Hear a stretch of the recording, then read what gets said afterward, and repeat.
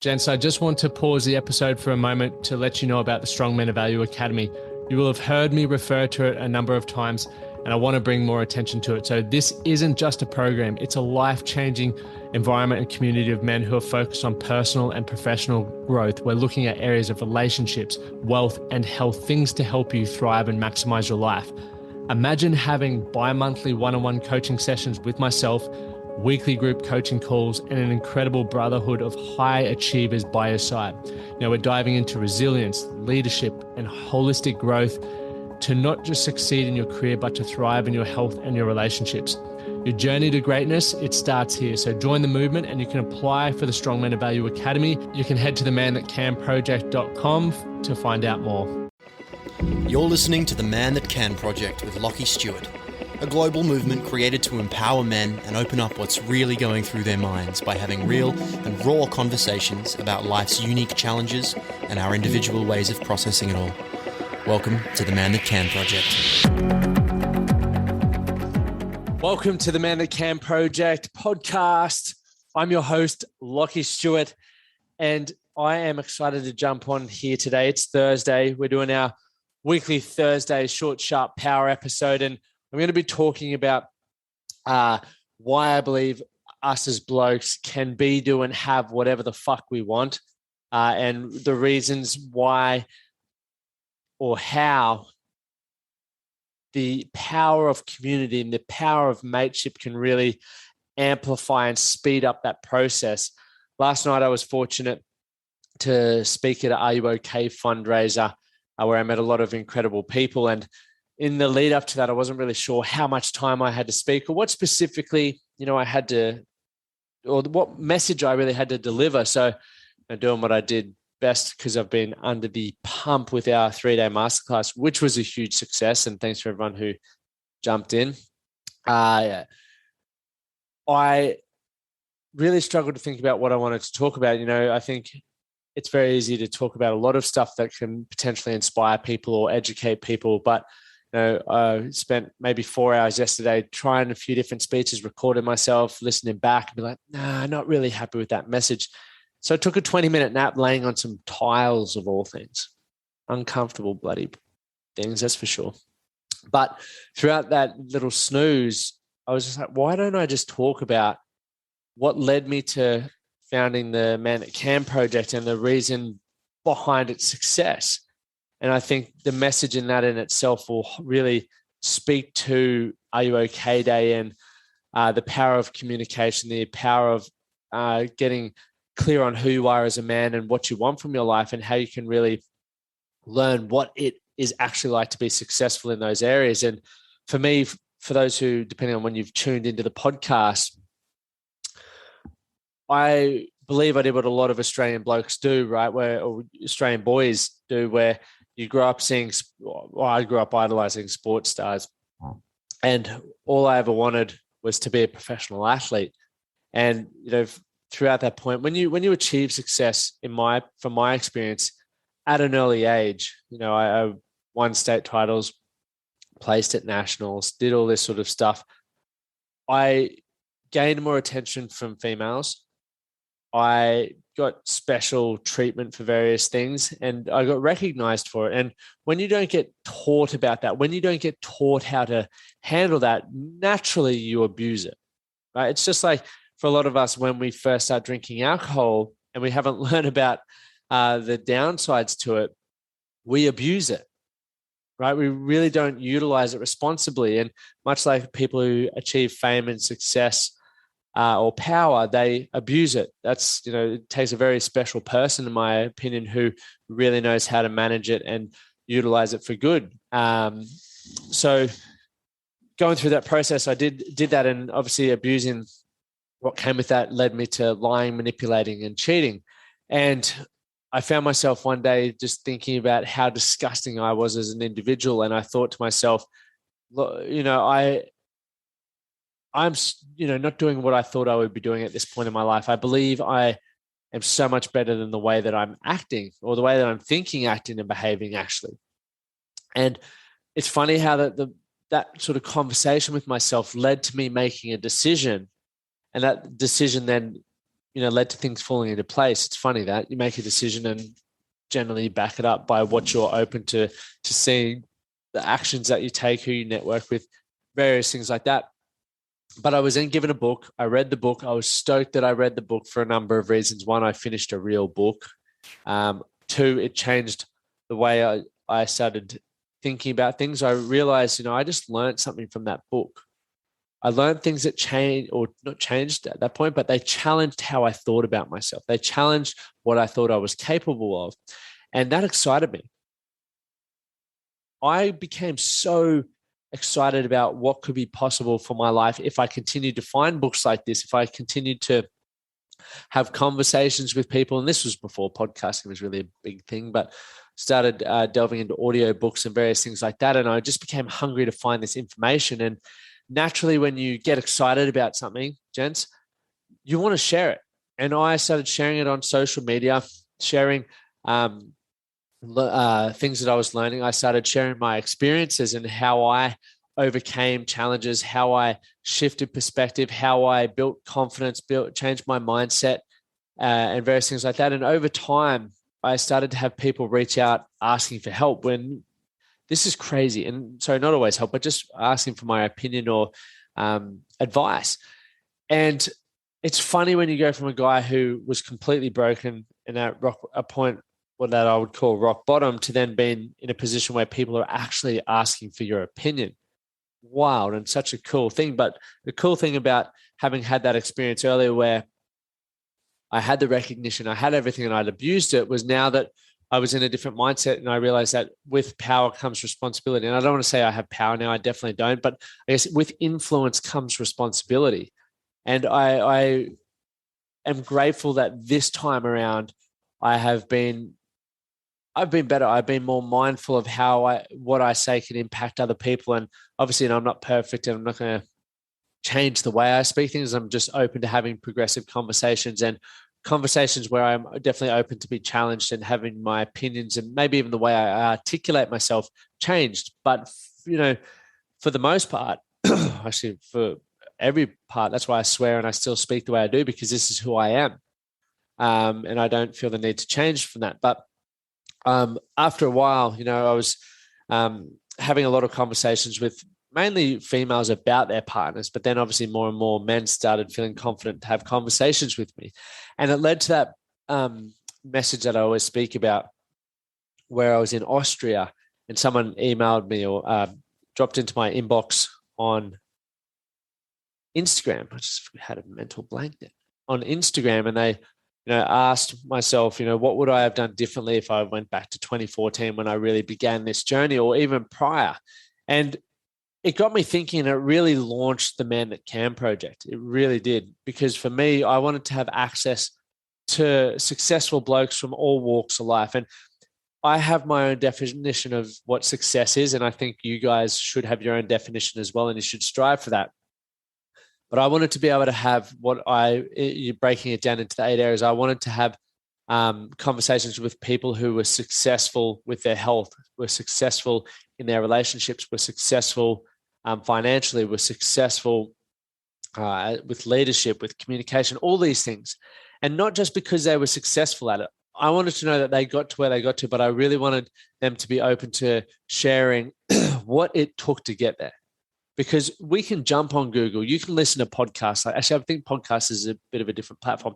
You can watch videos or how-tos, okay? And I think they're incredible because it gives you the logic behind it, the step-by-step process that if you do, you're going to have a much higher improved chance of achieving the outcome that you're looking to get. But what is missing, which I think we can get through podcasts, which I think we can get through doing, is the emotional challenges that pop up, the limiting beliefs that we may experience, like, I'll never be able to learn that. Good things never happen to me. Why do I keep getting super anxious when I step into something new? And it's then learning, how can we navigate that? So I wanted to have conversations with blokes who are like that. Man, you had a kid, right? And could be to a new dad. Tell me what that was like. Don't just tell me how fucking awesome your kid is. Tell me what it was like for you seeing your wife now give more attention to the child than she does you. How do you feel? How did that make you feel? Do you still feel significant? Do you still feel important? Or do you feel like you're in the back seat now? And I think these conversations are so important because at some point, we're going to experience a lot of these things that many of us have experienced before, or maybe similar things that we can draw upon, lessons and feelings and experiences into our own life. And, I love reading autobiographies. I love listening to podcasts because when I hear people's life stories or challenges that they have overcome, I then can, know if similar things pop up in my life, it may trigger a memory where I go, oh, Matty McConaughey in Green Lights went through something like this. This is what he said about it. It's a great book for anyone who hasn't read that book. But that's what I love, because rather than me having to feel like I'm the only one who's experienced it and felt it, I want to know that there obviously are other people out there, because there definitely are. And I would love to have the shortcut to navigating through it. Obviously, I am still going to go through the experience. Have to. There's going to be other learnings that come from it. But at least if I can have a few ideas and perspectives to pinball off, then it's going to be game changing. And that's what led me to launching the first men's circle here in Brisbane with the Man That Can project. And ever since then, it's just been a ripple effect. We've got so many incredible men a part of this community, and also incredible people in general that support the Man That Can project, that listen to this podcast, that share the podcast, that attend our events, are a part of our programs. And I'm super grateful for all of you, because, I'm in a position where I get to do what I love for a living, but I also get to hang out and meet and have conversations with so many incredible people like you guys listening, who are experts in something that I'm not, that enhances and enriches my life as much as I hope it, is reciprocal, and it enhances and enriches your lives for those who are listening. So I just kicked the table. That's why the YouTube video is vibrating. And, it's put me in a very, very fortunate position, right? Because as I mentioned, there, with influence comes responsibility. And, when I was reading the mental health statistics here in Australia around, obviously 6 out of 8 suicides daily are men.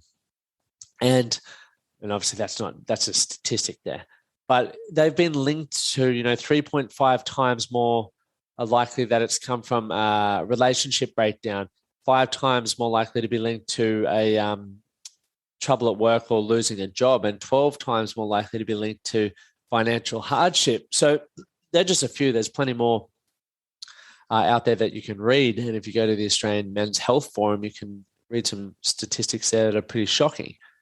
But knowing that, it then made me go, okay, well, we need to be having conversations about money and finances. It is uncomfortable to talk about money, especially when you don't have any.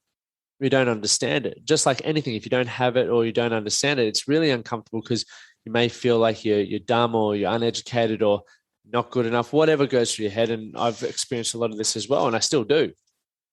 But then also relationships. Like, relationships is something huge that we continue to discuss within our community, and really get the men to prioritize their relationships. How can you make it better? How can you keep the passion and the love and the excitement in it? And how can you also understand your emotions throughout it? If you're experiencing, jealousy or anger or sadness, how can you start to understand where that's coming from, or what's causing that within your relationship? And because that's ultimately going to improve your relationship. So we do these things, and obviously, what was the other one? Losing jobs. It's like, well, my goal as well is to empower people to see that you guys can do or be doing and have whatever you want. So you might start a podcast, or you might find other ways, like the episode last week, 337, where we're talking about how to increase your income. You can look at side hustles. You can turn your areas of expertise into a product, into a service. And I think because we talk about that, and we have so many business owners and also so many incredible people who are employed, we get to have those conversations where we can work out what's missing for those blokes. And I believe wholeheartedly, because we're having those conversations, we're better prepping men out there for if they do go through that. Because it's not saying you're going to be, that's never going to happen to you. It will. That's life. Shit happens. But when you are continuing to grow in those areas, you're gaining awareness, perspective, and have a great support network around you, you're going to be able to like I said, we were saying earlier, you're going to be able to navigate through the tough times much easier than if you hadn't been putting in the work.